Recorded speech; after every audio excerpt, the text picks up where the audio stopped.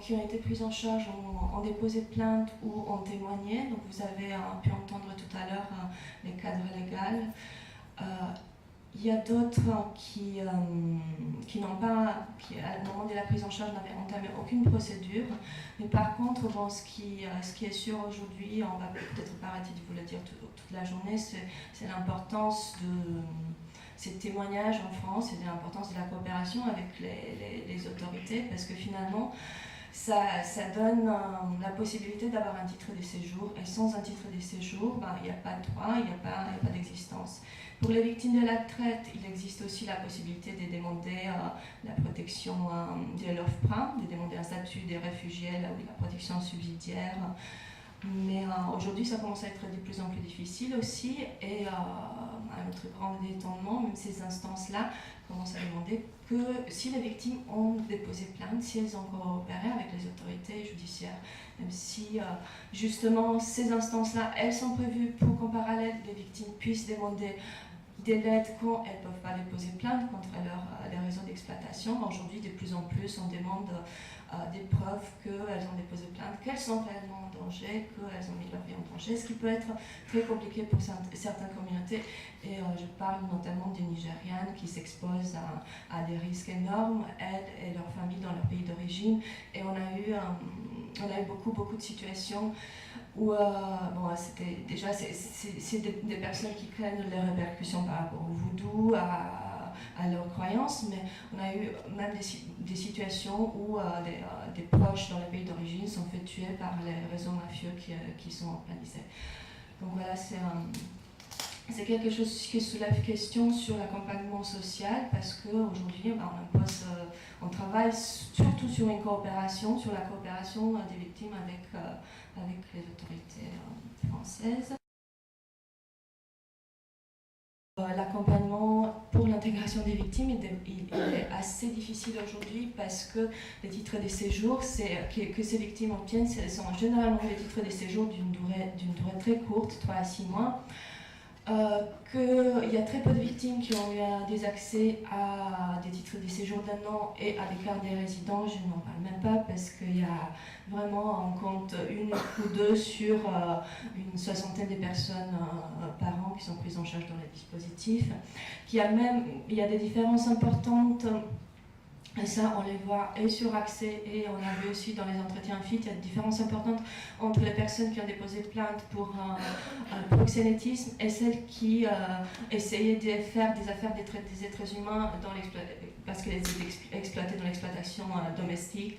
C'était celles qui sont victimes de l'exploitation domestique, elles n'arrivent vraiment pas à obtenir, même pas les titres de séjour que les autres arrivent à obtenir, qu'elles passent des années à attendre. Bon, c'est très difficile par rapport aux procédures qu'elles ont entamées, parce que très souvent les procès durent très longtemps, donc c'est des procès qui finalement vont conditionner aussi l'obtention d'un titre de séjour, mais on s'est rendu compte que c'est bien plus compliqué pour elles.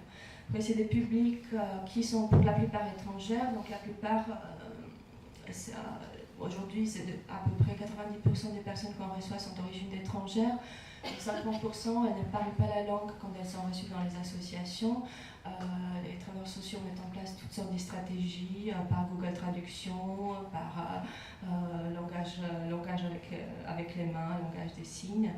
Donc, c'est des personnes qui n'ont pas beaucoup d'expérience professionnelle. Certaines, elles sortent des années d'exploitation, et pour se présenter pour un emploi, il faut expliquer, il faut combler tous ces vides, parce qu'elles ne pourront pas expliquer à l'employeur ce qui leur est arrivé. Et que beaucoup d'entre elles ont des problèmes de santé, comme Fanny le disait aussi tout à l'heure. Elles sont victimes du stress post-traumatique, elles ont besoin d'un moment pour se reconstruire. Les professionnels, lors des entretiens FIT, ils nous ont souligné beaucoup le besoin de papier, le besoin d'assurer pour les victimes la liberté, de leur donner la reconnaissance, qui est une reconnaissance symbolique qu'elles attendent déjà par rapport à la reconnaissance du statut des victimes, parce que autant les associations la reconnaissent dans ces statuts, mais s'il n'y a pas de reconnaissance judiciaire ou s'il n'y a pas de reconnaissance de la part de l'OFPRA, elles seront toujours acclamées un statut des victimes dans lequel elles peuvent s'installer à un moment donné parce qu'elles n'ont pas ces retours. Et c'est aussi une reconnaissance symbolique. Vous parlez tout à l'heure de l'indemnisation, mais c'est aussi la possibilité d'avoir accès aux droits, parce que c'est la possibilité d'avoir un titre de séjour, avoir des droits, être membre de la société à part entière. Les associations, comme je disais tout à l'heure, ils ont vraiment un rôle très très très important dans la prise en charge des victimes. Et on s'est rendu compte lors des entretiens que les personnes, elles parlaient souvent des associations comme des personnes. C'est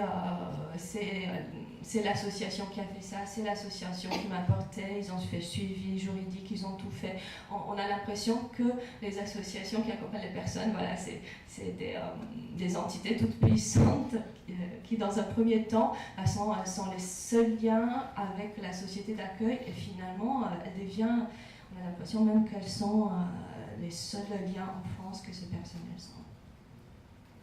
Donc voilà, les associations, donc elles jouent un rôle pour aider les personnes à lutter contre la solitude, contre les problèmes qu'elles ont, les réviviscences de ce qu'elles ont vécu dans l'exploitation, de la peur. Elles sont aussi les premiers instants de socialisation, parce que c'est dans les associations qu'elles ont les cours de français, la formation professionnelle, mais c'est aussi là qu'elles ont la première reconnaissance, parce que ce sont les travailleurs sociaux des associations qui les ont accompagnées pour l'obtention des titres de séjour.